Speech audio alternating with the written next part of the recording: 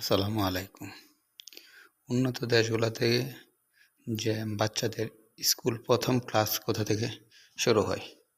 শুরু হয় তাদের দেখেন একদম প্রাথমিক থেকে তাদের শিক্ষণীয় বিষয়গুলা যে তুলে ধরে, যে খেলার ছলে কীভাবে তুলে ধরে তারা। দেখেন এই যে একটা বাচ্চা, এই যে একটা দেখেন একটা ড্রেসিং টেবিল বানায় রাখে, কীভাবে মাথা চোলা চলবে, কীভাবে কী করবে, শিক্ষণীয় বিষয়।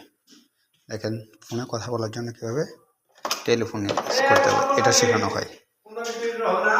পিৎজা কীভাবে,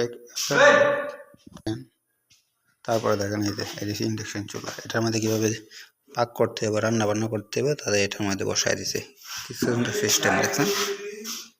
তারপরে যে পানি, যে সিঙ্ক ব্যবহার করে, সিঙ্কটা কীভাবে ব্যবহার করতে হবে তা শিখেছে। এই যে এটা হচ্ছে একটা ফ্রিজ, কাঠ দিয়ে বানিয়ে দেওয়া হয়েছে বাচ্চাদের জন্য, বোঝানোর জন্য ফ্রিজে কী কী রাখা যাবে। দেখছেন এই ফ্রিজে দেখেন ফলের ডেমো রাখছে, এই যে নিচে কী কী রাখতে হবে এইগুলা। আর তারা ছোটো সময় থেকে তাদেরকে এইসব শিক্ষিত করা হয়। দেখেন শিক্ষিত করা, তারপরে তারা যে রান্না করবে তাদের জন্য এই যে অ্যাফ্রন ব্যবহার করার জন্য অ্যাফ্রন। এই বাচ্চাদের ছোটোবেলা থেকে এইভাবে শিক্ষা দিয়ে বড় করা হয়। এটা হচ্ছে উন্নত বিশ্বের আধুনিক